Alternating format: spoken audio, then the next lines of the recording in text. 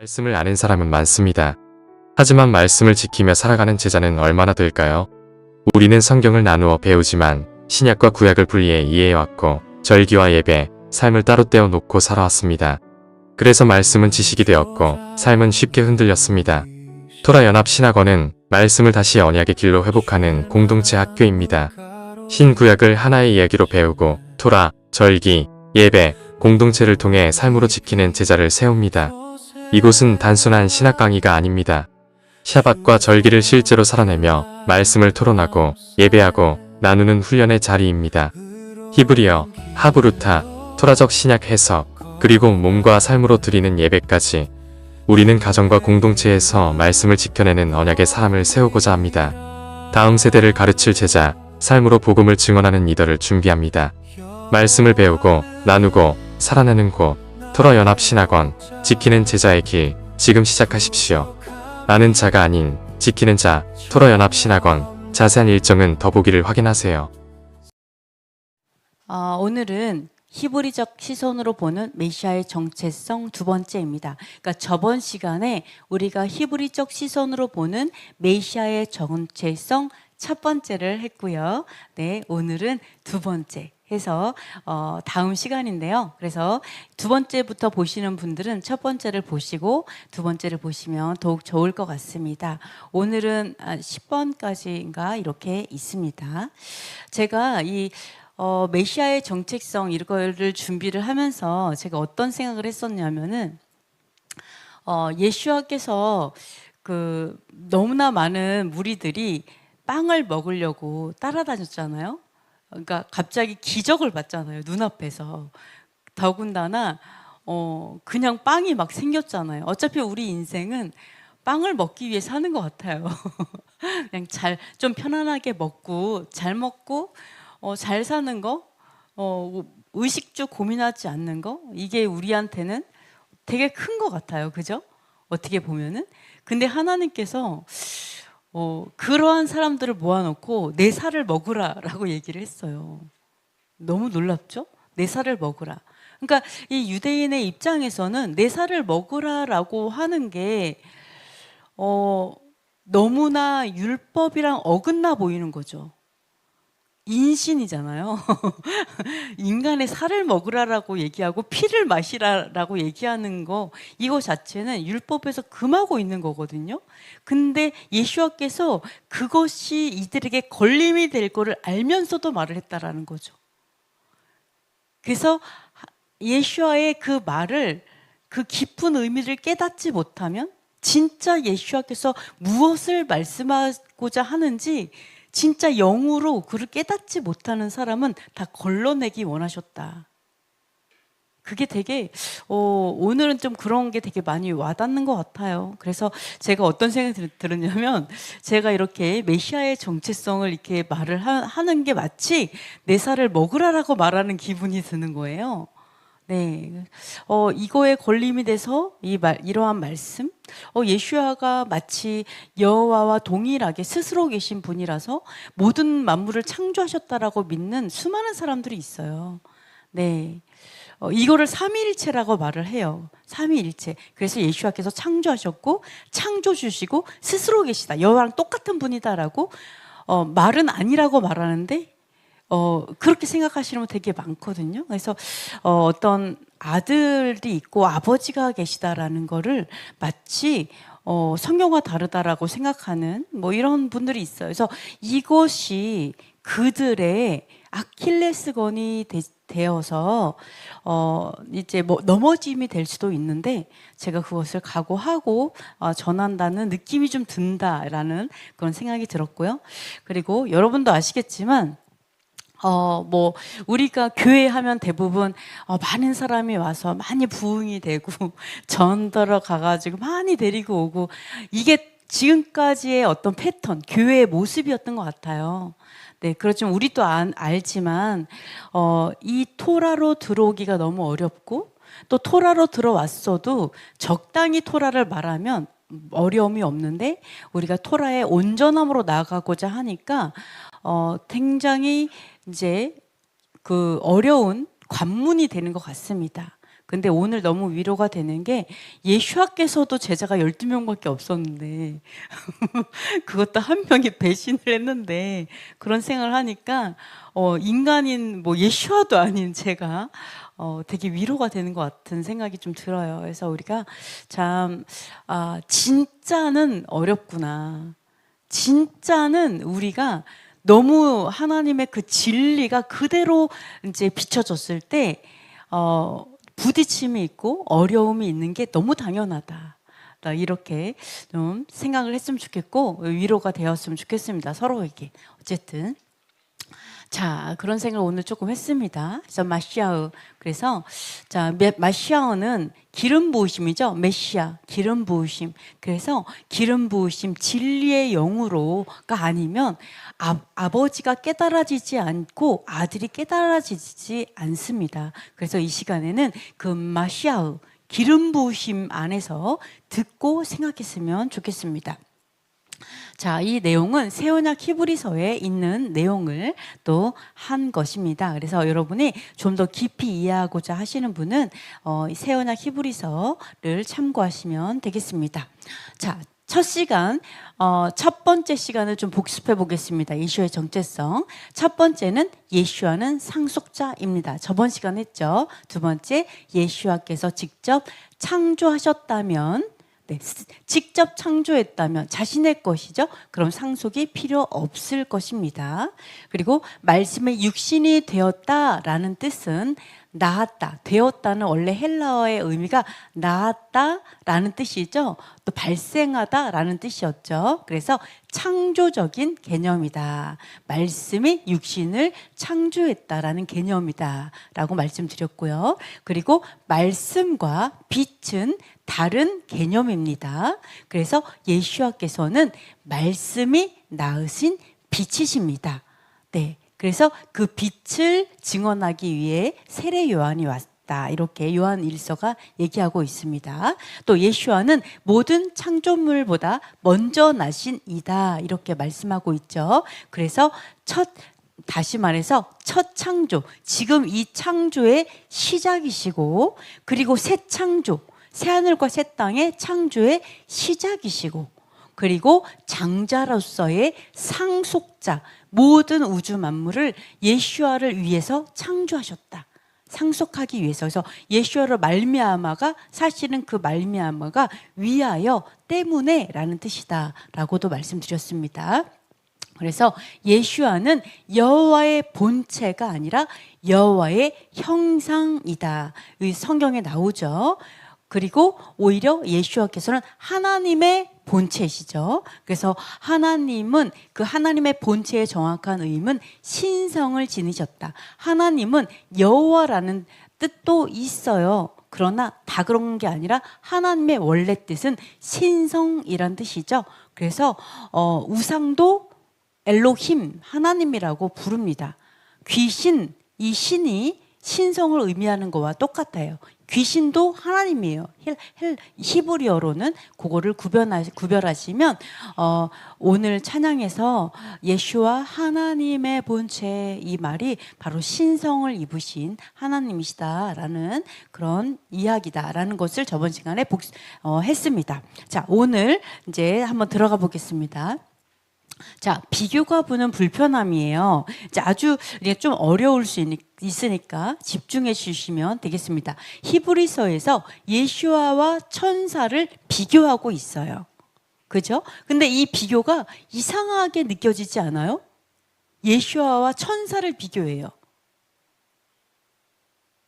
그러니까 우리가 예수아를 여호와라고 생각한다면 여호와 하나님, 창조하신 창조주를 창조물과 비교한다는 건 굉장히 신성모독과 같은 거예요.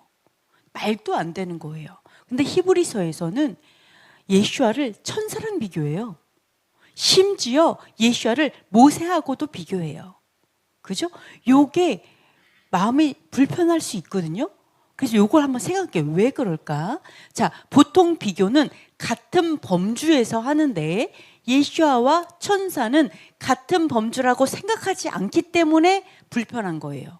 왜 천사하고 예수아를 비교해? 완전 이거 너무 레벨가 다른 거 아니야? 이렇게 생각한다는 거죠. 네, 그래서 예를 들어서 사과하고 배는 비교가 자연스러워요. 사과랑 배랑 뭐가 더 맛있어? 전혀 이상하지 않죠. 누구는 사과, 누구는 배, 뭐 이런 게 자연스러워요. 근데 만약에 나는 사과가 농부보다 중요하다고 생각해. 이렇게 되면 어떻게 돼요? 너무 이상한 비교죠? 그 말도 안 되는 얘기를 이렇게 되는 것처럼 범주가 다르면 어색하고 그 비교가 말이 안 된다는 거예요. 근데 지금 범주가 다르다고 느껴서 내가 어색한 건데요. 자, 예수아와 왜 천사를 비교하냐면 예수아는 인성과 신성을 다 가지고 계시죠. 그죠? 완전한 신성이시지만 이 땅에 인성을 입고 오셨잖아요. 네. 그래서 예수아는 인성과 신성을 가지고 있고요. 천사는 인성은 안 가지고 있죠. 신성만 가지고 있어요. 신이에요. 하늘에 속한 존재들이에요. 그죠? 그래서 예수아와 천사는 모두 하늘에 속한 존재, 신인 거예요. 신성인 거예요. 그래서 하나님의 범주, 하나님이라는 그 신성의 범주에 둘 다 들어가죠. 그래서 비교가 가능한 거예요. 하나님이라는 범주에 들어가기 때문에. 그러나 여호와께서도 신, 하나님이죠. 근데 여호와는 비교를 안 하죠. 천사랑. 왜요? 여호와께서는 창조주시니까 완전 다르기 때문에 이런 비교는 절대 안 하죠. 그죠? 창조주와 창조물은 비교하지 않죠. 이런 것들이 좀 달라요. 그래서 히브리서는 신성을 가진 존재로서 같은 범주에서 비교하고 있어요. 모두 엘로힘, 하나님이기 때문인데요. 자, 엘로힘을 잠깐 볼게요. 자, 출애굽기 한번 읽어볼게요. 너는 나 외에는 다른 신들을 내게 두지 말라. 다른 신들 이렇게 원래 엘로힘 신들은요 엘로힘이어서 복수형이에요. 복수 신들이란 뜻이에요. 네. 그래서 이거는 통상적 의미로는 신들 그리고 천사들 또는 뛰어난 사람, 뛰어난 존재, 재판관도 신이에요. 엘로힘이라고 불러요. 재판관도. 자, 능력 있는 사람, 왕도 엘로힘이라고 불러요. 높은 관리를 엘로힘이라고 불러요. 그러니까 여러분이 엘로힘, 하나님이라고 번역했다고 해서 모두 다 여호와라고 생각하면 맞아요? 틀려요? 완전 다른 거예요. 네, 완전 달라요. 그러니까 엘로힘, 하나님이라는 것은 사실은 여러 가지 뜻을 가지고 있어요. 네. 그래서 우리가 이 엘로힘, 이것도 다른 신들, 이거 뭐예요? 우상을 말하고 있죠? 이 우상도 엘로힘이라고 말한다는 거예요. 즉, 뭐예요? 뛰어난 존재, 신성을 입은 존재. 이런 것들을 엘로힘이라고 부릅니다. 자, 재판장을 엘로힘이라고 불러요? 그만큼 어떻게 돼요? 사실은 우리 재판장은요, 하나님의 뜻대로 이 나라를 다스리는 게 그들의 사명이에요. 그래서 이들이 하나님의 뜻대로 공의대로 재판하지 않는다면 아마 분명히 이들은 더 큰 심판 아래 놓일 거예요. 왜요? 엘로힘의 자리에 있는 자들이기 때문에. 그러나 재판관도 사람이기 때문에 이들도 실수하고 악을 행하는 거죠. 너무나 안타까운 일이죠. 이런 것들을 우리가 볼 수가 있습니다. 그래서 굉장히 높은 위치에 하나님의 자리에 있는 자들이다. 사실은 그래서 굉장히 책임이 있는 자들이다. 그리고 이 모든 것을 엘로힘, 똑같이 하나님이라고 부른다라는 것을 우리가 볼 수가 있습니다. 자, 그러면은 이렇게 천사도 엘로힘이에요. 굉장히 높은 위치에 있는 분이에요. 그렇다면 예수와께서는 더더욱 엘로힘이겠죠. 이해되세요? 더더욱 엘로힘이신 거예요. 자, 그러면 여기서 보시면 천사보다 뛰어나다. 자, 천사와 같이 신성을 가지셨어요. 예수와도 똑같이. 근데 천사보다는 뛰어나다. 되게 비슷하지만 사실 성경을 여러분 그냥 내 생각을 가지고 성경을 보지 마시고 성경에서 뭐라고 말하는지 봐야 돼요. 성경에서 뭐라고 지금 말을 하고 있냐면 예수와가 천사하고 굉장히 비슷하다라고 말해요. 똑같다고 말하지 않아요. 비슷하지만 뛰어난 부분이 있다라고 얘기하고 있어요. 동류라고 말해요. 뭐라 그래요? 동류보다 뛰어나다라고 하잖아요. 동류. 동일한 종류라고 얘기하고 있어요. 사실은 천사들하고. 천사들을 보고 스스로 있다고 얘기하는 사람이 있어요? 이 세상에서? 그런 사람은 완전 잘못된 거잖아요. 똑같아요. 천사가 스스로 있지 않아요. 천사도 여호와로부터 나왔죠. 맞아요. 근데 그 동류가 예수와도 동류예요. 똑같은 부류예요. 그러나 뛰어나다라고 분명히 얘기하고 있어요. 자, 이거를 구분하지 못하면 여러분께서는요, 여호와 창조주와 그리고 여호와로부터 나오신 분을요, 구분하지 못하면 그것 자체가 모독이에요. 구분할 수 있어야 돼요. 자, 여호와와 아들은 동일하나 아들은 결코 나를 자기가 아버지라고 말하진 않았어요. 뭐라 그랬어요? 아무도 아버지 외에는 선한 자가 없다. 나에게 선하다고 말하지 말라라고 선을 그었어요. 기도할 때도 뭐라고 얘기해요? 아버지께 구하라고 기도를 가르치시잖아요. 그래서 그런데 예수와의 이름으로 구해요. 왜요? 영원한 중보이시기 때문에, 중보자이시기 때문에 이런 거를 구분하지 않으면요, 우리는 뭐가 될 수 있냐면요, 아버지나 아들을 부인하는 자가 돼요. 왜? 똑같은데? 그 두 분이 그냥 원래 하나야. 그러면 아버지나 아들을 부인하는 자예요. 똑같이. 그래서 여러분이 요거를 분명하게 구분도 되셨으면 좋겠습니다. 자, 보시면은요, 예수와는 아들이라는 본질의 차이를 가져요. 천사와 달라요. 그래서 천사는 신성을 가지고 있지만 섬기는 영이에요. 누구를 섬겨요? 천사는 섬기는 영이에요. 이게 사명이에요. 누구를 섬길까요? 네, 아까 히브리서에 나왔었어요. 히브리서 1장에. 그죠? 상속자들을 섬기는 영으로 천사는 지음을 받았어요. 예수와는 신성을 가진 아들로서 상속자예요. 그죠? 그러니까 천사는 예수와를 섬기고 그리고 예수와 함께 상속받을 자들을 섬기는 영이에요. 자, 그래서 히브리서는 아들의 지위를 강조해요. 자, 한번 읽어보겠습니다. 너는 내 아들이라 오늘날 내가 너를 낳았도다. 나는 그의 아버지가 되고 그는 내 아들이 되리라. 아멘. 분명히 낳았다, 아들이라 이렇게 얘기하죠. 그러면 이거를 육신적으로 생각하면 안 돼요. 그죠? 누가 낳았지? 그러면 어머니 하나님이 누구지? 이렇게 하는 순간 여신 숭배 사상이 들어가요. 세미라미스의 숭배로 들어가는 거예요. 그러니까 이걸 육신적으로 생각하면 안 돼요. 우리 성경에 욥이 뭐라 그랬어요? 이스라엘 아비는 누구지?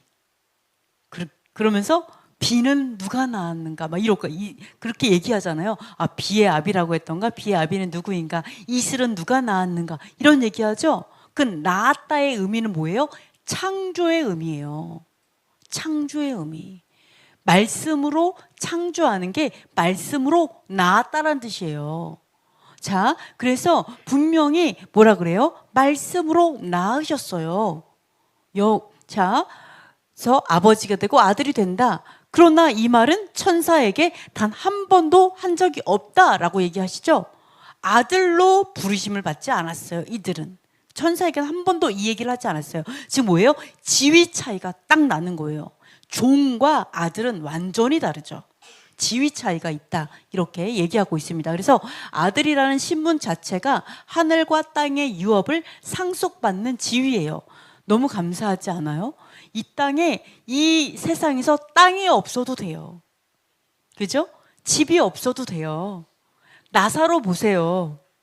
맨날 얻어먹다가 부잣집 앞에서 얻어먹다가 그 다음에 아브라함의 품에 안겨서 영원히 행복하잖아요. 네? 그래서 우리도 좀 이렇게 마음을 좀 비우, 이스라엘 가고 싶긴 해요. 돈이 필요할 때가 있죠. 그러나 네, 뭐가 얼마나 오래 산다고 이 땅에서, 그죠? 네, 그렇습니다. 근데 너무 감사한 게 뭐냐면 저 하늘에 갔을 때는 땅이 있다라는 거예요. 우리의 상속받는 땅이 있다. 네, 그리고 그 아스팔트가 금이다. 정금이다. 집은 보석으로 지어졌다. 네, 할렐루야. 그러니까 우리가 좀 욕심을 좀 버리자고요. 그죠? 이 땅에 서로 섬기면서 없는 분들한테 좀 주시면서. 자, 그렇습니다. 자, 그래서 예슈아는 아버지로부터 직접 받은 이름이요. 예슈아가. 그죠? 이름도 직접 받았어요.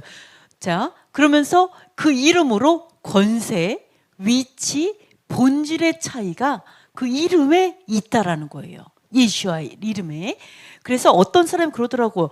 얘 뭐 꼭 예수님이라고 부르고 예슈아라고 부르고, 근데 예슈아라고 꼭 불러야지 구원 받는 거냐? 왜 꼭 예슈아라고 하냐? 나는 예수님이 마음에 드는데.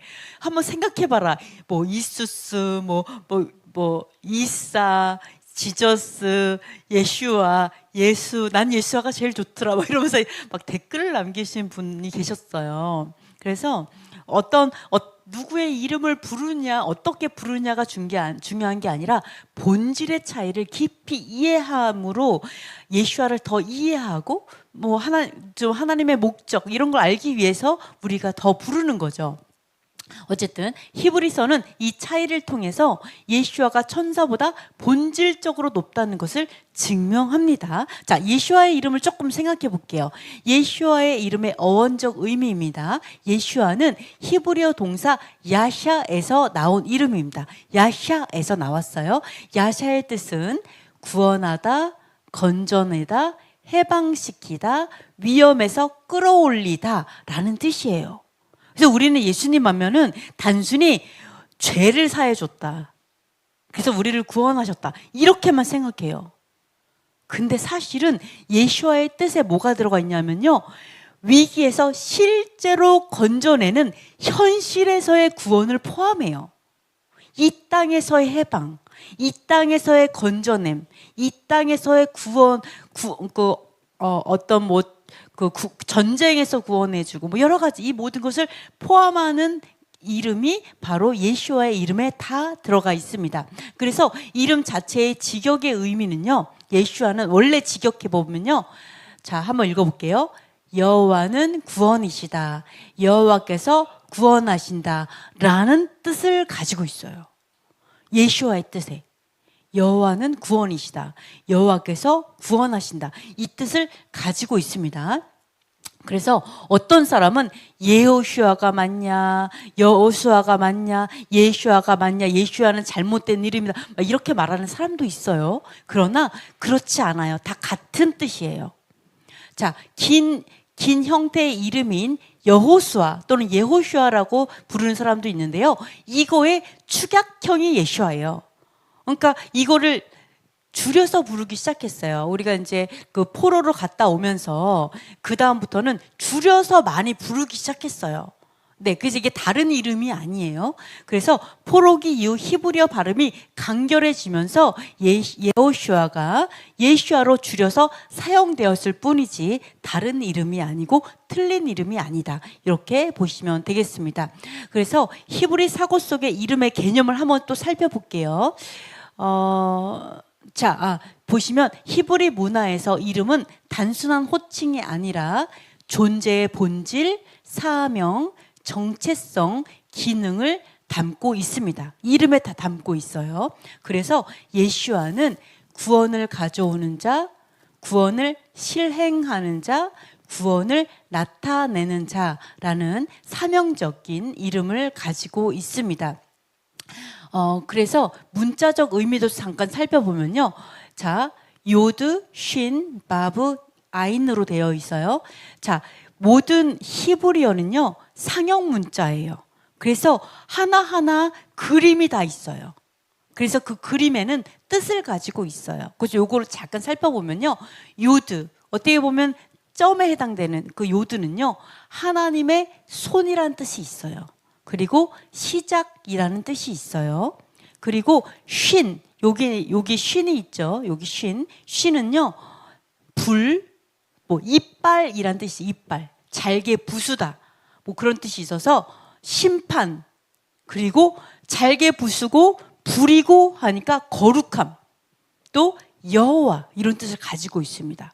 쉰이. 그래서 불, 심판, 거룩. 밥은요, 못처럼 생겼어요. 못.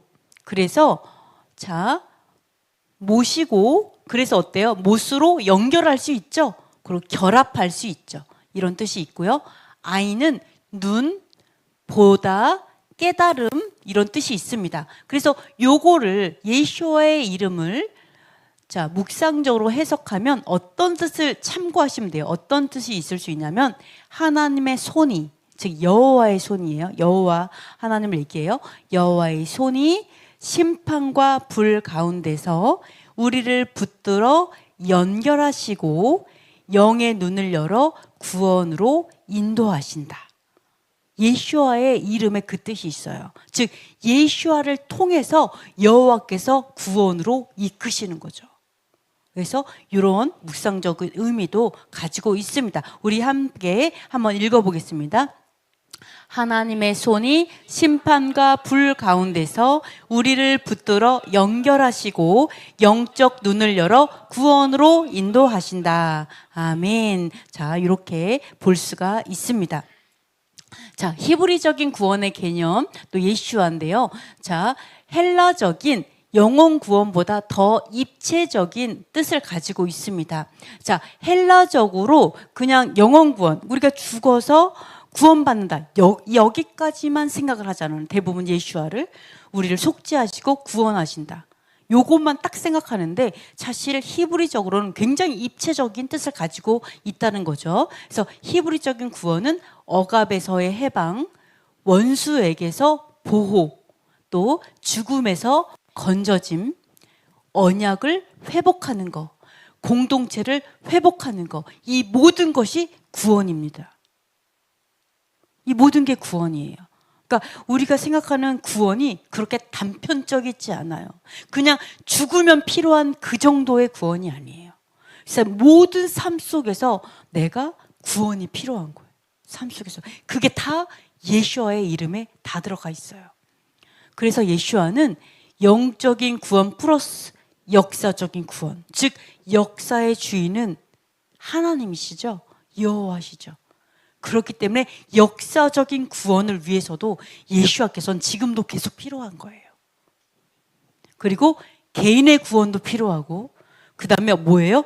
공동체 구원을 다 포괄해요. 예수와의 이름이 우리 가정의 구원, 우리 나라의 구원, 온 민족의 구원, 이 모든 게 예수와의 이름에 포함되어 있는 구원의 개념이다. 이렇게 볼 수가 있습니다. 그래서 예수와의 이름을 토라적으로 연결이 가능하죠. 자, 첫 창조의 시작도 예수와세요. 그죠? 예수와. 그래서 그 예수와는 구약에 다 들어가 있습니다. 구약의 구원의 개념에 예수와는 이미 다 있어요. 자, 예수와의 이름은 출애굽의 구원 패턴과 연결돼요. 당연하게. 그래서 애굽에서 구출해내셨죠? 이것도 구원이죠. 홍해에서 건져주셨습니다. 이것도 구원이에요. 광야에서 보호해 주셨어요. 이것도 구원입니다. 언약을 회복시키셨어요. 이것도 구원이죠. 그래서 모세를 통한 구원의 실체가 예수와의 이름 안에 충만하게 담겨 있는 것을 알 수가 있어요. 이 모든 것이 예수와의 의미인 거죠. 자, 그래서 예수와의 이름은 단순한 호칭이 아니라 우리를 건져내시고 회복시키시는 여호와의 구원이 실제로 나타난 선언입니다. 그죠? 실제로 구원으로 나타나는 거예요. 그 이름 안에서 우리는 억압에서 자유함을 얻고 언약 안으로 다시 들어가게 됩니다. 자, 그래서 여기까지 우리가 이렇게 동류이기 때문에 같은 범주이기 때문에 비교했구나. 그러나 예수야는 그 이름에서도 드러나는 것처럼 천사와 비교할 수 없는 뛰어난 분이시구나라는 거 우리가 알았습니다. 상속자시구나라는 걸 알았어요. 자, 이번에 또 다른 비교하는 이유가 있어요. 비교하는 이유. 자, 1세기 유대인들은 천사 숭배 위험이 있었습니다. 유대의 묵시 문학의 영향을 받았고 율법이 천사를 통해 주어졌다는 인식이 있었습니다. 자, 성경도 그렇게 말하고 있어요. 사실은 유대인들 중에서는요, 지금도 천사를 숭배하는 자들이 있고 성경에서도 천사 숭배에 대해서 경고하는 것들이 있어요. 그죠? 그렇기 때문에 더더욱 히브리서에서는 천사들과 예수와를 비교했다라고 이제 말을 하고 있습니다. 갈라디아서 읽어볼게요. 그런즉 율법은 무엇이냐? 범법함으로 더하여진 것이라 천사들을 통하여 한 중보자의 손으로 베푸신 것인데 약속하신 자손이 오시기까지 있을 것이라. 아멘. 자, 천사들을 통하여 그 한 중보자의 손으로 율법을 베푸셨다라고 얘기하고 있습니다. 그죠? 천사들을 통해서 베풀어졌다라고 얘기해요. 그러나 이것은 천사가 율법을 준 주체라는 뜻은 아니다라는 거죠. 여호와의 명령을 수행한 전달자 역할을 했다는 의미입니다. 자, 그리고 바로 그 전달자 역할 때문에 몇몇 유대 집단에서 천사 숭배 위험이 실제로 생겨났어요. 자, 그래서 골로새 교회에 천사 숭배를 조심하라고 경고하고 있는 것입니다. 자, 요 이유를 하나 말씀을 드리면요. 신명기에 이 말씀이 있어요. 한번 읽어볼게요. 여호와께서 시내산에서 오시고 세일산에서 일어나시고 바란산에서 빛나시고 1만 성도 가운데서 강림하셨고 그의 오른손에는 불같은 율법이 있도다. 아멘. 자, 우리가 천사들의 손으로 이제 베풀어졌다 이런 이야기가 있어요. 그러나 분명히 우리 출애굽기에 뭐라고 써 있어요? 여호와께서 직접 손으로 쓰셨다. 그리고 그때 나 외에는 다른 신이 없었다. 이렇게도 말씀하고 계시죠. 그런데 왜 천사들의 손으로 베풀었다고 말이 나올까? 그건 왜 그러냐면 천사들은 이게 어떻게 보면은 통로잖아요. 전달자의 역할을 하잖아요. 여기서 보면은 여호와께서 시내산에 오실 때요, 1만 성도 가운데 강림하셨어요. 혼자 오지 않았어요. 1만 성도. 그럼 성도들과 함께 왔을까요? 그 어떤 성도들과 왔을까요, 시내산에? 그죠? 자, 이 성도의 이 뜻이 뭐가 있냐면요, 히브리의 원문에 보시면은요, 메리브보트 코데시라고 나와요. 메리브보트는요, 그 많은이란 뜻이에요. 많은. 라바에서 나온 뜻이에요. 이 원어가 라바예요. 라바는 많다는 뜻이에요. 그래서 굉장히 많다. 만만이요 천천이라처럼 만만. 이렇게 굉장히 많은이란 뜻이고요. 코데시를 성도라고 번역한 거예요. 코데시. 코데시가 무슨 뜻이에요?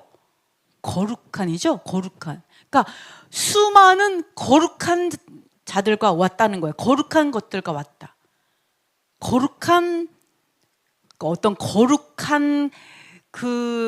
거룩함과 함께 온 거예요. 수많은 거룩한 자들과 함께 온 거예요. 거룩한 자들. 그죠?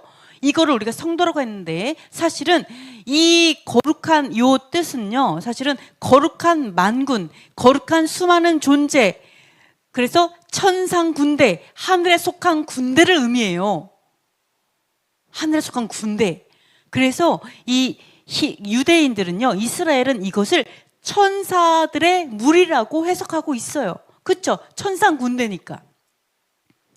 자, 그렇기 때문에 우리가 천사들의 손으로 줬다라고 해서 천사가 직접 율법을 써가지고 천사를 직접 줬다의 의미가 아니라 바로 그때 수행원들이 천사들이었다라는 것을 우리가 충분히 볼 수가 있습니다.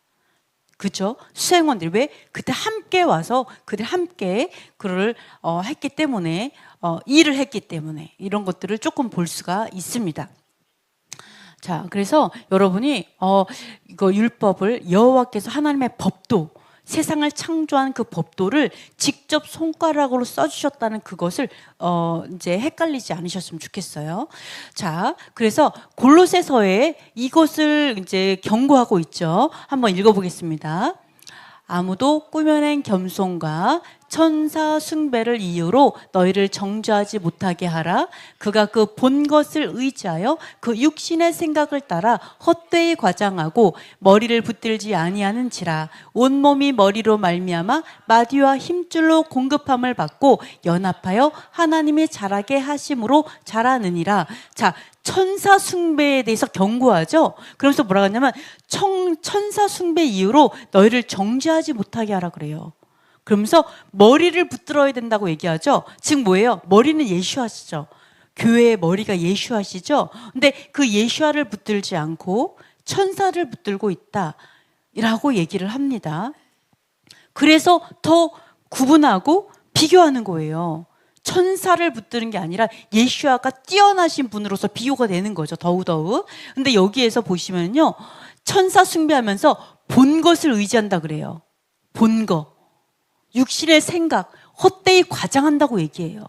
그러니까 우리가 이거를 보면 뭐를 알 수 있냐면요. 천사가 우리에게 환상을 주고 꿈을 주고 예언을 줘요.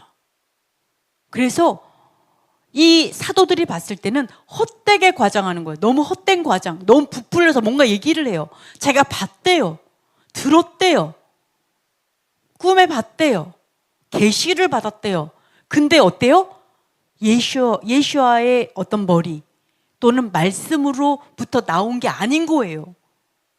그거를 경고하고 있는 거예요. 헛되게 본 거에 대해서. 이걸 얘기하고 있습니다. 자, 천사는 단지 전달자였지만 일부 유대인이 천사를 높여서 숭배했어요. 그래서 히브리서는 예수아의 위치를 바로 세우기 위해서 비교를 사용하는 것입니다. 자, 우리가 요걸 생각해야 돼요. 여러분, 악한 영도 우리에게 꿈과 계시를 줄 수 있을까요? 네, 너무 잘 알고 있죠? 네, 우리 점치는 사람들도 있기 때문에 너무 잘 알고 있어요. 줍니다. 자, 악한 영이 줄 수 있어요. 자, 히브리적으로 말하면 하나님이 주신 계시와 유사해 보여요. 너무 비슷해 보여요. 감정 중심의 말씀과 어긋나는 메시지를 줄 수 있어요. 말씀하고는 달라요. 그렇지만 너무나 이거는 정말 이렇게 그 꿈이 너무 막 이런 거 있잖아요.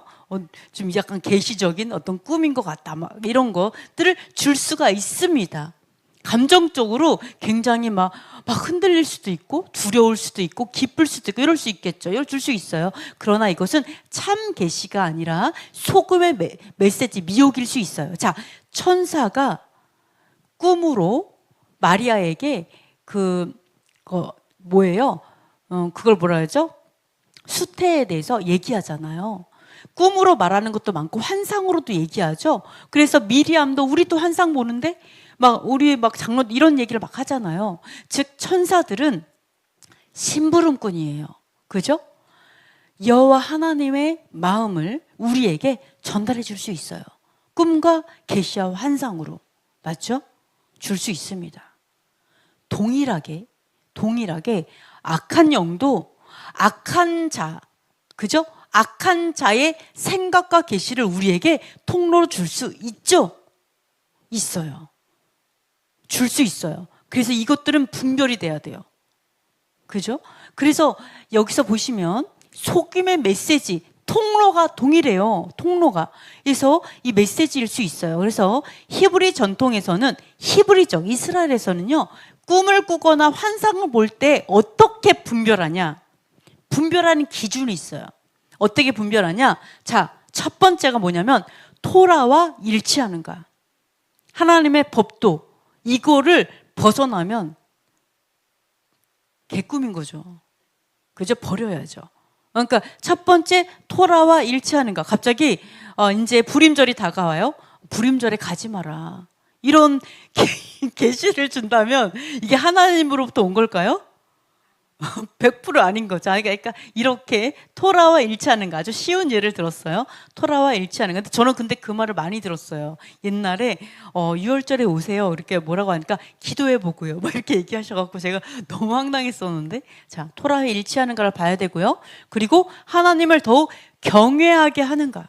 꿈이 하나님을 더 경외하고 섬기도록 하는가. 그리고 공동체를 살리는 꿈인가.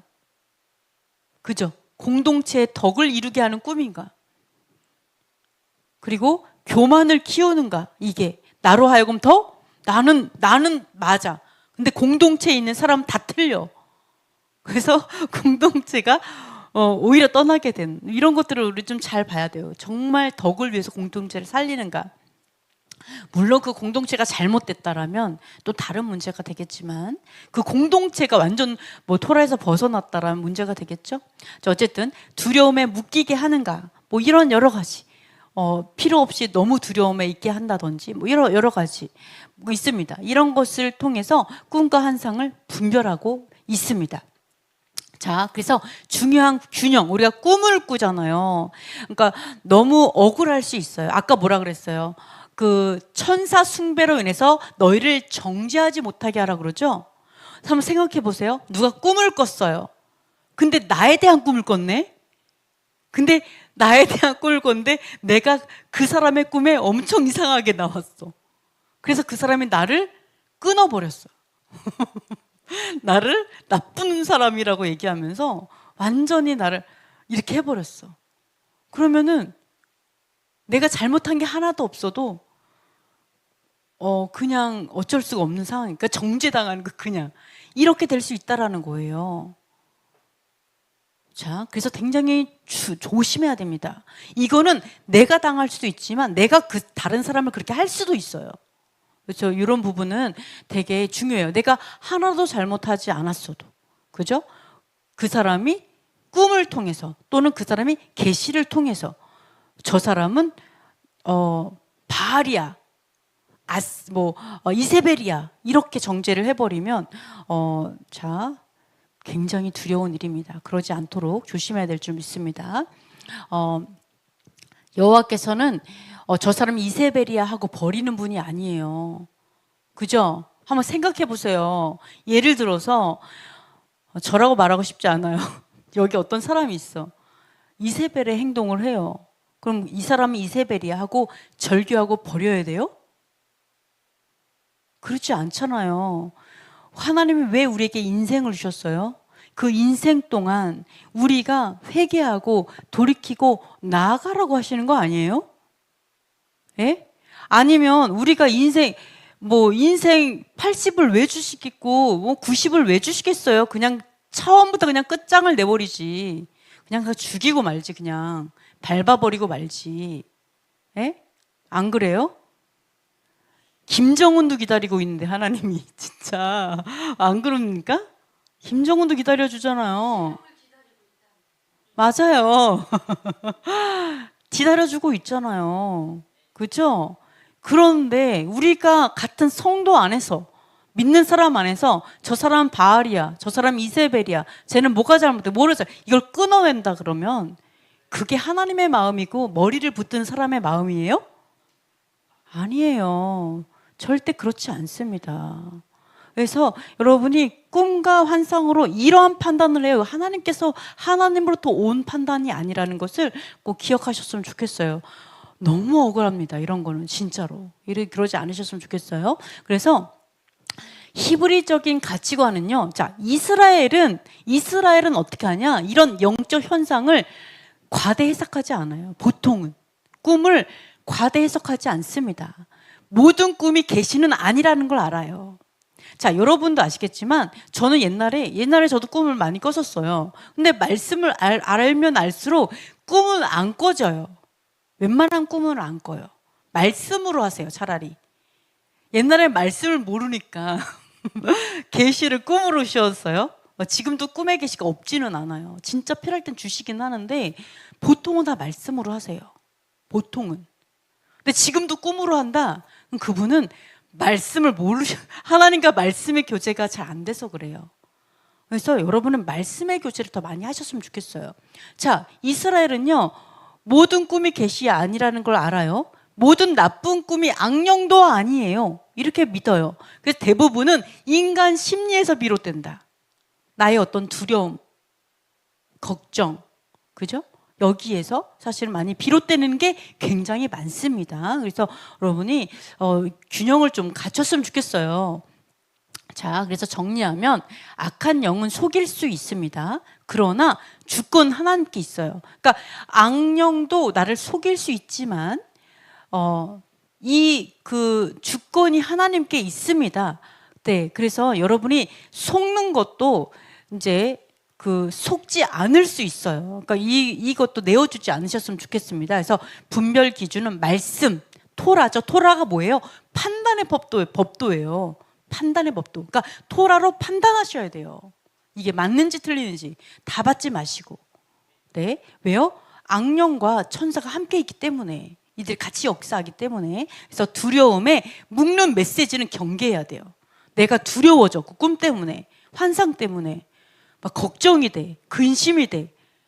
이 모든 이러한 것들, 너무 이런 것들은 하나님부터 오지 않을 가능성이 굉장히 많다. 이런 것들을 보시면 좋겠습니다.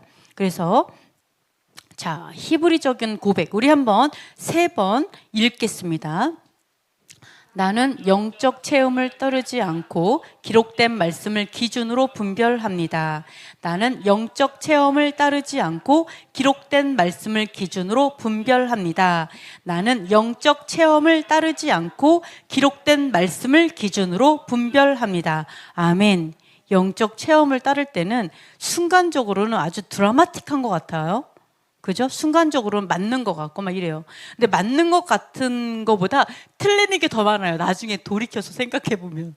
그래서 나쁜 열매를 더 많이 맺히고 실수 더 많이 합니다. 그래서 여러분이 영적 체험을 따르는 약간 기복신앙으로 가지 마시고 말씀으로 분별하시고 따라가시는, 그게 언약이에요. 언약. 그래서 저와 여러분이 되셨으면 좋겠습니다. 자, 그래서 지금까지는 예슈아를 천사랑 비교했어요. 모세랑은 잠깐만 비교할 겁니다. 천사랑 비교했는데 이번에는 모세랑도 비교하죠. 자, 모세와 비교하는 이유는 아까 말씀드린 것처럼 똑같이 인성이라는 같은 범주 안에 있기 때문에 비교가 가능합니다. 완전한 인간으로 오셨기 때문에 비교가 가능하죠. 자, 다만 차이점은 모세와 예슈아 모두 신실한 종이지만 위치가 다르죠. 이것도 마찬가지로. 그래서 모세는 하나님의 집을 섬기는 종으로서 신실합니다. 그러니까 그 이스라엘이라는 그 집을 섬겼어요. 종으로서. 자, 그러나 예슈아는 하나님의 집을 맡은 아들이시죠. 자, 맡은 아들로서 신실하셨습니다. 그래서 집 위에 세워진 아들이시고, 그리고 머리이시고 대제사장입니다. 그래서 비교는 집을 섬기는 종 모세보다 집을 맡은 아들, 즉 머리이냐 몸이냐의 차이죠. 그죠? 그래서 집을 맡은 아들 예슈아께서 더 큰 영광을 얻는 건 당연하다. 이렇게 보고 있습니다. 그래서 영광의 차이를 보시면 예슈아는 신성을 가지셨지만 인자로 오셨죠. 그리고 죽으시고 부활하셔서 하늘에서 상속자이시고 대제사장이시고 교회의 머리이시고 영원한 중보자가 되셨습니다. 반면 모세는 인자이면서 땅에서 중보자로서 이스라엘 공동체를 이끄는 종이었죠. 이게 완전히 차이 나죠, 위치가. 자, 그래서 교회는 또 어떤 사람들은 뭐 예슈아는 그냥 인간일 뿐이다, 뭐 이렇게 얘기하는 사람도 있어요, 그죠? 또 어떤 사람은 완전히 또 너무 또 높이 뭐 여호와 똑같아 이렇게 얘기하는 사람도 있고 이렇지만 그걸 정확하게 구분해야 될 줄 믿습니다. 이게 히브리서에서 굉장히 자세하게 구분해 놨어요. 그래서 교회는 여호와를 예배하기 위해 존재하죠. 자, 예슈아는 교회의 머리예요. 대표예요. 교회의 머리. 자, 예배를 받는 분은 여호와시죠. 그러니까 예배를 받는 분과 예배하는 자, 교회의 영광은 비교할 수 없죠. 예배 받는 자와 예배 받는 분을 어떻게 비교하겠어요? 영광의 차이가. 자, 그래서 당연히 예배를 받는 분이 영광을 받습니다. 그러니까 교회의 머리라고 해도 예배하는 분이신 거예요. 그분도. 그죠? 교회의 대표예요. 그죠? 그분도 여호와를 예배하기 위해 존재하십니다. 찬양하기 위해서. 그죠? 그래서 예수와의 이름으로 영광과 위엄과 권력과 권세가 여호와께 영원히 있을지어다 이렇게 얘기하잖아요. 자, 그래서 이분이 이것들을 보시면은 예수와가 어떠한 위치에서 또 계신지 이런 것들을 또 볼 수가 있습니다. 자, 그래서 여호와와 예수와 성령은 요번에는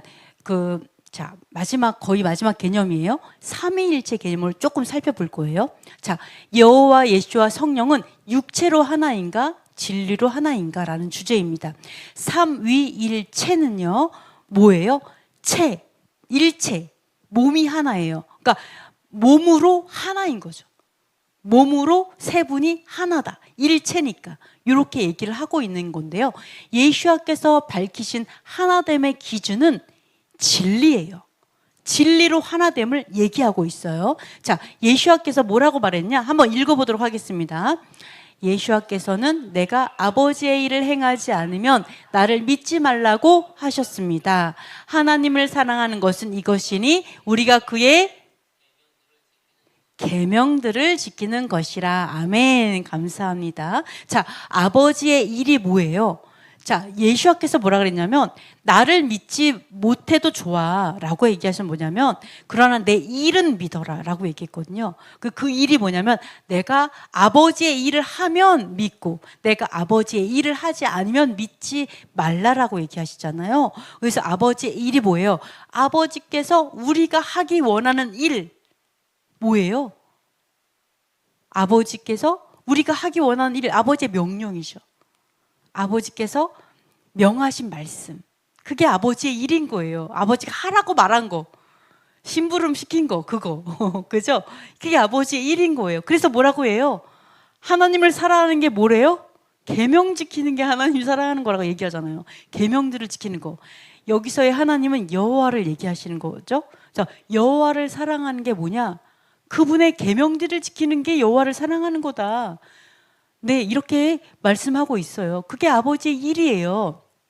자, 이렇게 말씀하고 있습니다. 그래서 아버지의 명령을 행하는 것이 아버지와 하나됨을 보여주는 유일한 증거예요. 네, 그래서 원래 예수와께서 말씀하신 하나됨은 예수와께서 아버지의 계명을 지키면 예수와께서 아버지 안에 계시고 우리도 그 계명을 지키면 우리가 예수 안에 있고 예수 안에 아버지 안에 있고 그래서 세 분이 함께 계시다라는 걸 얘기하고 있는 거거든요. 그래서 사실은 이 계명들을 지키는 것으로 인해서 하나님을 사랑하고 이것으로 인해서 하나됨을 얘기하고 있는 것입니다. 네, 그래서 원래 하나됨은 어떤 육체로 하나됨을 얘기하는 게 아니라 뭐냐면 동일한 뜻이 같아야 돼요. 그리고 동일한 진리를 따라야 돼요. 내가 믿고 있는 게 같아야 돼요. 그리고 동일한 것에 순종하고 있어야 돼요. 이게 진짜 하나됨이잖아요. 여러분 생각해 보세요. 부부가 있어. 몸만 하나야. 그럼 하나예요? 네? 여러분 같이 잔다고 해서 하나예요? 네? 같이 앉아요? 네. 우리가 우리 몸을 섞었어 라고 해서 하나예요? 아니죠. 그건 하나가 아니죠. 그죠? 진짜 하나는 뭐예요? 이심전심이잖아요. 눈을 봤어요. 그랬더니 통해. 저 사람이 무슨 생각하는지 알겠어. 안 통해요? 안 통해? 우리는 하나됨이 멀어서 우리 열심히 해야 돼. 삼위일체가 아니라 삼위일 진리를 이루어야 될 줄 믿습니다. 그래서 우리가 이게 부부가 다 어려운가 봐. 네? 몸을 섞어도 결코 하나는 아니에요, 여러분. 네, 전혀 아니에요, 전혀. 섞지도 않으신다니까 걱정이 되지만. 네, 전혀 뭐가예요? 이거예요. 뜻이 같아야 돼요. 믿는 게 동일해야 돼요. 똑같은 것에 순종해야 돼요. 그래서 똑같은 행동을 하고 똑같은 생각을 하는데 똑같은 걸 느끼는데 그게 진짜 하나됨의 의미입니다. 이거 이해되죠? 이게 진짜 하나됨의 의미. 이게 바로 예수님께서 말씀하시는 거예요. 네, 죽기까지 순종해라. 그냥 순종도 할 수 없는 사람이 돼서 그냥 목숨을 내놓고 순종해라. 그래서 아버지의 말씀이 그냥 내 삶이 되고, 아버지의 말씀이 내 생각이 되고, 아버지의 말씀이 내 생명보다 귀한 게 되면 완전한 하나님이 된다. 하나됨이 된다. 그거 가르치시는 거잖아요. 자, 그래서 아버지께서 내 안에, 내가 아버지 안에 있다는 의미는 바로 예수아가 여호와 자체이셨다라는 의미가 아닙니다. 그게 아니라 아버지께서 내 안에, 내가 아버지 안에, 이건 내가 아빠야, 이런 얘기가 아니고요. 예수아가 아버지의 뜻과 명령을 온전히 행하심으로 그분과 진리의 일치에 도달했다는 뜻입니다. 즉 관계적으로 영적인 연합, 그죠? 영적인 연합, 완전한 연합. 아버지와 아들로서 관계적인 연합. 우리 부부도 이렇게 돼야 될 줄 믿습니다. 관계적인 연합. 남편과 아내가 어떤 육체적인 관계가 아니라 영적인 관계, 완전한 하나됨. 이렇게 돼야 될 줄 믿습니다. 육체적인 동질성, 이거는요, 육체적인 생각이니까 여기에 머무는 거예요. 그냥 육체적인 연합, 이거에만 머무는 거예요. 이게 우리의 생각이 육체적이라서 그래요. 자, 여기서 더 깊이 들어가서 관계적 영적 연합을 이루면 좋겠습니다. 요한복음 한번 읽어보겠습니다. 그는 영이라 세상은 능히 그를 받지 못하나니 이는 그를 보지도 못하고 알지도 못함이라. 그러나 너희는 그를 아나니 그는 너희와 함께 거하시며 또 너희 속에 계시겠음이라. 아멘. 자, 그는 무슨 영일까요? 세상은 아멘. 맞습니다. 예수와께서는 진리의 영이에요. 진리의 영, 진리. 그래서 어떻게 해요? 세상이 능히 받지를 못해요. 왜? 진리라서. 너무 옳은 말씀. 우리가 너무 죄인이라 받지 못하는 거예요.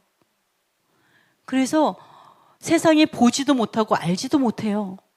봐도 못 봐요. 알고 싶어도 깨닫지 못해요. 근데 뭐래요? 너희는 알잖아. 너희는 함께 했잖아. 라고 얘기해요. 함께 거하고 있다. 그리고 그분께서 너희 속에 계시다. 이렇게 얘기하고 있습니다. 진리의 영. 네, 이렇게 말하고 있습니다. 물론 그는 여호와도 되겠네요. 진리의 영이라. 예수와도 되고요. 자, 이 진리를 또 시편에서 뭐라고 얘기해요? 읽어볼게요. 주의 율법은 진리니이다. 아멘. 그래서 뭐예요? 율법이 진리예요. 그러니까 진리의 영, 예수와께서는요, 그 율법의 진리의 영으로 그냥 이 세상을 살아가시고 온전하게 살아내신 분이신 거예요. 온전하게. 율법이 뭐예요? 판단의 법도, 여호와의 하나님의 판단의 법도대로 이 세상을 온전하게 살아신 진리의 영이신 거죠. 그리고 뭐예요? 성령도 진리의 영이시잖아요. 그러니까 진리로 하나인 거예요. 육체로 하나가 아니라. 그래서 우리가 남편을 또는 아내를 진리로 이끌기 위해서 노력을 하면 절절로 하나 될 줄 믿습니다. 내가 하나님 앞에 무릎을 꿇고 진리에, 그 다음에 남편을 나한테 끌지 말고 나한테 끄는 게 아니라 진리로 끄는 거예요. 진리로. 진리를 자꾸 가르쳐 주는 거예요. 그래서 남편이 나에게 굴복하고 무릎 꿇게 하는 게 아니라 남편이 창조주께 무릎 꿇게 하면 저절로 하나 됩니다. 저절로 회복돼요. 맞죠? 네. 우리가 그렇게 해야 되는지 어렵지만 파이팅 합시다. 근데 첫 번째 뭐라고요? 나부터 꿇어야 돼요. 나부터 하나님 앞에, 진리 앞에 꿇어야 될 줄 믿습니다. 자, 그러면 여기까지. 이게 끝입니다. 그래서 전통적인 삼위일체는 아버지, 아들, 성령이 예수와의 육체 안에서 하나라는 그리스 철학적 육체적 개념을 강조합니다. 그러나 히브리적 사고에서 중요한 것은 이와 같습니다. 하나님의 본질은 육체 안에서 합쳐지는 육체의 하나됨이 아니라 진리, 율법과 계명이죠. 진리 안에서 하나됨, 이것이 하나됨의 본질이에요. 자, 그래서 즉 영적인 하나됨이 뭐냐? 동일한 뜻, 동일한 순종, 동일한 진리입니다. 육적인 하나됨이 아니라 삼위일 진리로 영적인 하나됨입니다. 그래서 여기까지 우리가 삼위일체는 육체적인 어떤 이해됨이라면 삼위일 진리는 영적인 본질, 하나됨의 본질이다라는 것을 이해하셨을 줄 믿습니다. 우리 이 시간 기도하고 마치겠습니다. 자, 첫 번째, 예슈아를 전통과 교리의 틀로만 이해하지 않고 성경과 히브리적 계시 안에서 바르게 알게 하소서. 천사 모세 피조물과의 비교 속에서 아들의 독특한 영광과 사명을 분별하게 하소서. 예슈아가 상속자이심을 통해 우리 역시 언약 안에서 상속 공동체임을 깨닫게 하소서. 육체적 개념이 아니라 진리, 말씀, 순종 안에서 한화됨을 이해하게 하소서. 지식과 논쟁이 아니라 경외와 순종으로 메시아를 따르는 공동체가 되게 하소서. 예루살렘에 샬롬을 주시고 메시아이신 예슈아를 알게 하소서. 한국의 부정선거 카르텔이 드러나 심판받고 공의가 세워지게 하소서. 아멘. 이 시간 우리 잠시 기도하겠습니다.